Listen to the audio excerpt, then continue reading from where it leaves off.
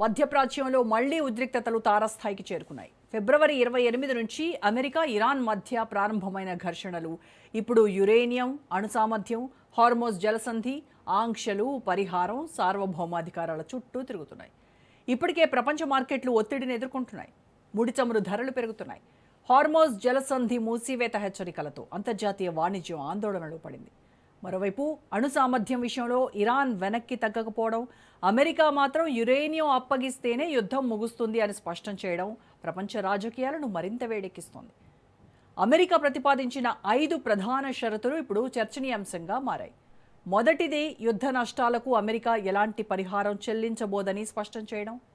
రెండోది, ఇరాన్ వద్ద ఉన్న సుమారు 400 కిలోల శుద్ధి చేసిన యురేనియంను అమెరికాకు బదిలీ చేయాలన్న డిమాండ్. మూడోది, ఇరాన్లో ఒక్క అణు కేంద్రానికి అనుమతి ఇవ్వాలి అనడం. నాలుగోది, స్తంభింపజేసిన ఆస్తుల్లో 25% కూడా విడుదల చేయబోమని చెప్పడం. ఇక ఐదోది, ఈ షరతులకు అంగీకరించిన తర్వాత మాత్రమే యుద్ధం ముగింపు అమల్లోకి వస్తుందని స్పష్టం చేయడం.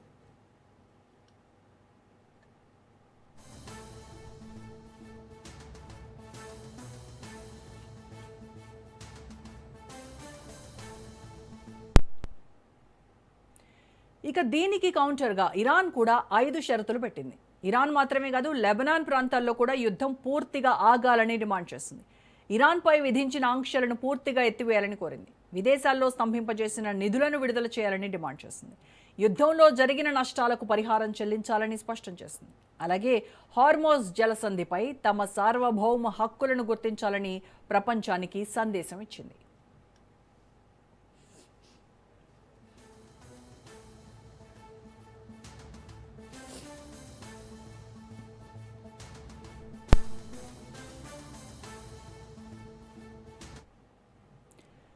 ఫిబ్రవరి 28 తర్వాత పరిస్థితులు వేగంగా మారాయి. అమెరికా, ఇజ్రాయెల్ దాడులు, ఇరాన్ ప్రతిదాడులు, హార్మోజ్ జలసంధి వివాదం, అణు కేంద్రాలపై ఆందోళనలు, ప్రపంచ దేశాల మధ్య దౌత్య చర్చలు అన్నీ కలిపి ఈ యుద్ధాన్ని కేవలం 2 దేశాల మధ్య ఘర్షణగా కాకుండా గ్లోబల్ పవర్ గేమ్గా మార్చేశాయి.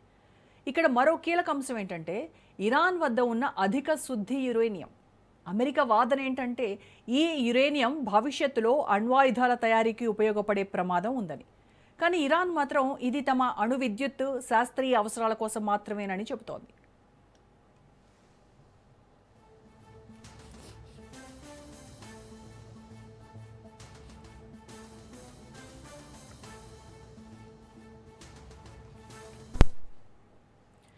ఇక ప్రపంచ దేశాలు కూడా 2 వర్గాలుగా విడిపోయాయి అనడంలో ఏమాత్రం సందేహం లేదు.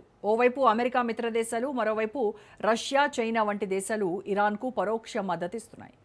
ఇప్పుడు ప్రధాన ప్రశ్నలు ఏంటంటే, ఈ యుద్ధం నిజంగా అణు భద్రత కోసమా, లేక మిడిల్ ఈస్ట్పై ఆధిపత్య పోరాటమా, హార్మోజ్ జలసంధి అసలు కేంద్ర బిందువా, ఇరాన్ యురేనియం అప్పగిస్తుందా, అమెరికా ఆంక్షలు ఎత్తేస్తుందా?